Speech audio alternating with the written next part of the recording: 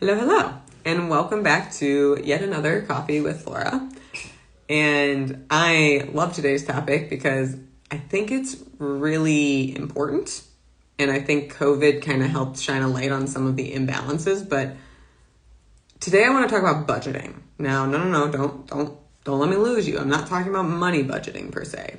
But I think we all can see the value in budgeting in general. Like when you budget your finances, there's a good reason for it so that you can, enjoy your life without going bankrupt, right? Not getting yourself in a bunch of debt. But what about your time or your energy? Do you budget those? I'm gonna guess you don't. Because I've yet to actually talk to any of my clients who are actually very aware of that or who actually do budget that. And if you think about it, our time, our energy, and our money are three of the most valuable assets that we have. But we only are concerned about going bankrupt in the financial one or going into debt in the financial realm. Yet so many of us live in bankruptcy or debt in our time and energy. Who here has ever had the thought, I don't have enough time? Give me a thumbs up if you've ever had that thought, because I bet you have. That in and of itself is saying that you're in debt with time right now, which, what do you do about that? Anything, or do you just let the thought keep repeating? Do you try to budget differently? Do you try to recognize how you're spending your time or what takes up your energy?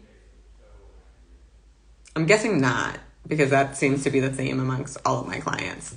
And I get it, because honestly, I didn't necessarily do that for a while. And I think COVID strangely kind of helped me do that, because as life progresses, we notice that we have different needs, different stressors, different requirements, and they all have different energy tolls. I'm not a parent, but I have mad respect for parents. And from what I understand,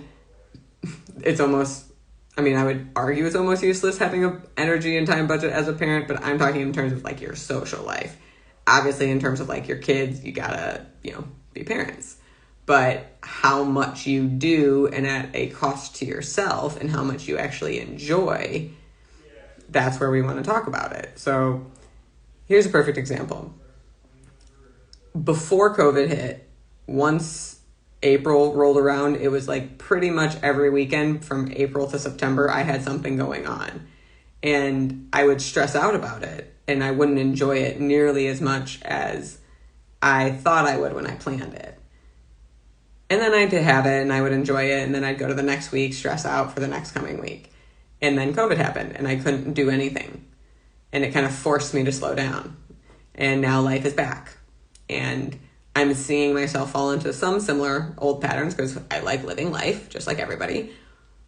But I'm also recognizing that traveling and being social has a whole different energy toll right now. And that's not completely uncommon of an experience based on our, sensory deprivation just from COVID. So I'm learning that doing, back-to-back weekends where I travel isn't giving me the life experience that I desire. And the whole reason why I'm booking those things is because I think, or I'm believing in the moment, that it's the life experience I desire. It's not. Some of it might be FOMO. Most of it's just being unaware.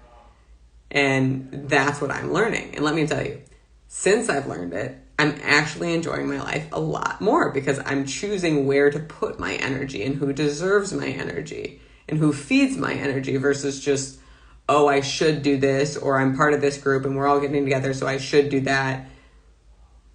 Screw shoulds.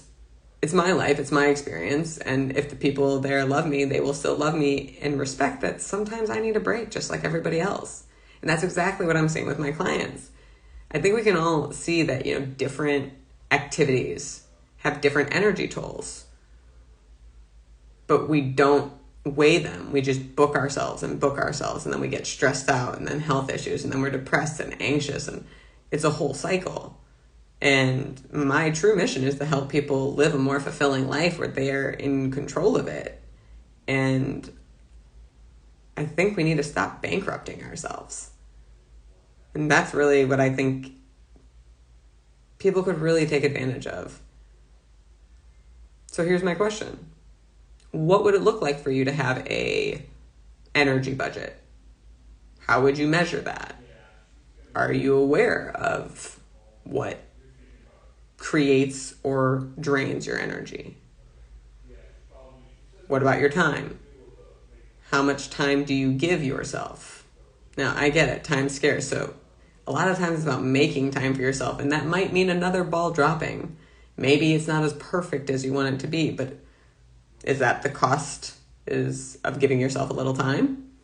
Is a little less perfection, which is ultimately subjective? Is it worth it or not? That's a personal choice.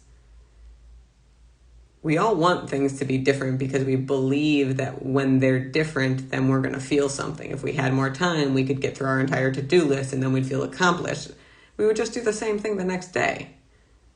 If we had more energy, then we would have more capability to do all the things that we need to get done because we believe when we get this stuff done that we're going to feel something. We believe that when we have the relationship, it's going to satisfy certain things. When we lose the weight, it's going to give us a certain feeling. All of it's feeling-based, but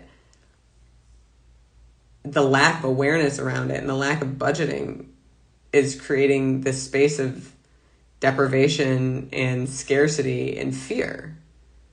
And I think that's the choice that you need to make is how do you want to live your life? What energy do you want to live your life in? Do you want to live it in scarcity? Do you want to live it in fear? Do you want to live it in a lack of awareness?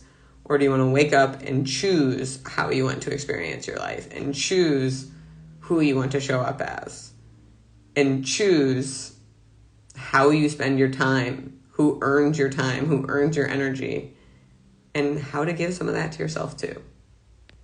So I know this is a little short and sweet, but I do think it's a very important topic. And I would love to hear your feedback about what you think having an energy budget or a time budget would look like and how that might even change your life. Let me know.